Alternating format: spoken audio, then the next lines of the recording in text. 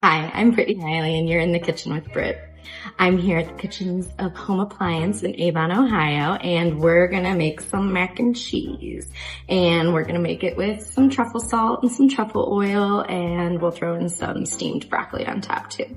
So I have my water boiling over here to cook my pasta, and usually when I make mac and cheese, I don't worry about keeping my pasta hot and working really quickly with it. I usually actually just strain it, toss it with a little bit of olive oil, and then get started on making my sauce separately. So while this is boiling and while the pasta's cooking, I'll kind of get my mise en place together, which just means, you know, measuring out all of my ingredients. With something like a cheese sauce, you definitely want to have everything ready because you're going to need to be kind of stirring that whole time. So I'm going to measure out our salt and pepper and mustard and truffle oil, all that good stuff. So we'll come back and start putting it together. All right, so our pasta is sitting in a bowl here with some olive oil. I'm gonna put our butter in. There we go. And our broccoli is in steaming. So basically what we're doing is we're gonna be starting off with a roux, which is equal parts fat to flour. We're using butter for this one. My spatula. And as soon as that butter melts, we're gonna add in some garlic and then our flour. Okay, so we just added in our garlic. I'm gonna get our flour in there in a second. And basically with the roux, that's what's thickening up our sauce. So we're gonna give it just a little bit of time to kind of dry out in the pan, and then we'll start whisking in our milk. We'll thicken that up first, and then we'll add in pasta, cheese, all that good stuff. So it smells really good. Add in my flour. I go easy on the salt right now just because I'm gonna wanna add some of my truffle salt as well. I think it's a nice combination to have a little bit of truffle oil as the truffle flavoring and then also some of the truffle salt, especially because the truffle oil is actually a white truffle and then the salt is a black truffle, so it's kind of nice.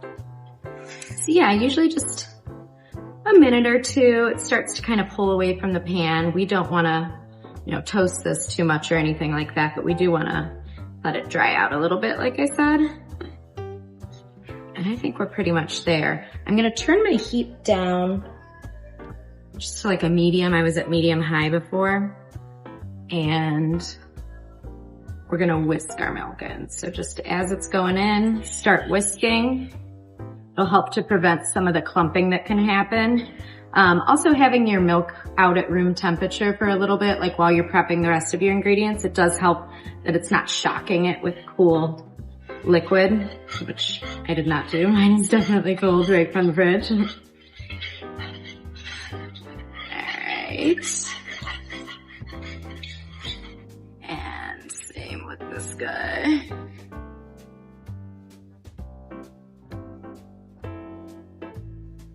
You're going to want to keep that heat kind of low. It'll take a little bit longer, but it's better than having it start to form a crust on the bottom or anything like that.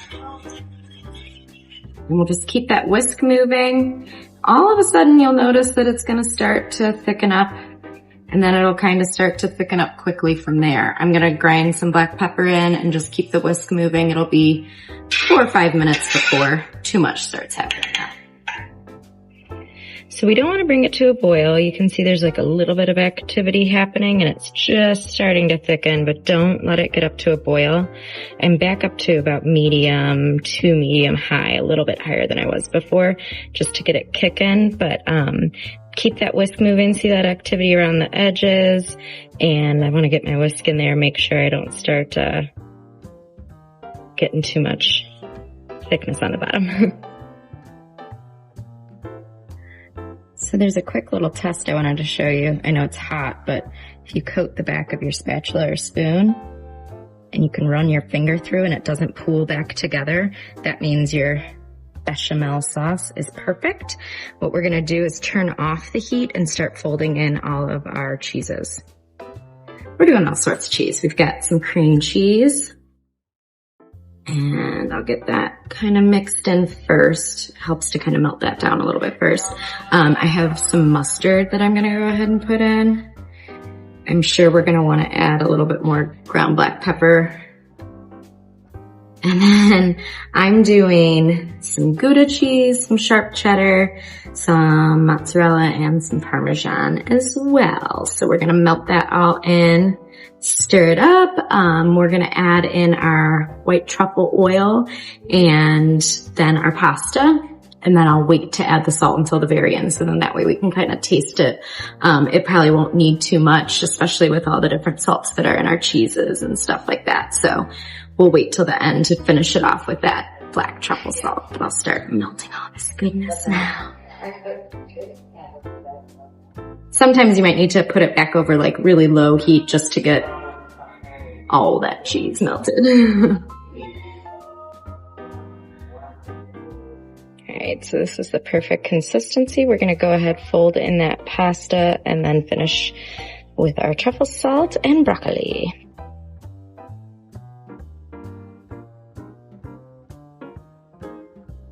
Well, it's definitely making me hungry. I'm going to go ahead, I just tasted it. It tastes really good, but it is ready for our truffle salt. And I'm really glad that I went easy on my sea salt just so that it gave me plenty of room to amp up that truffle flavor. And this is the kind of thing I want to add at the end because I don't want the heat to take away from any of that truffle flavor.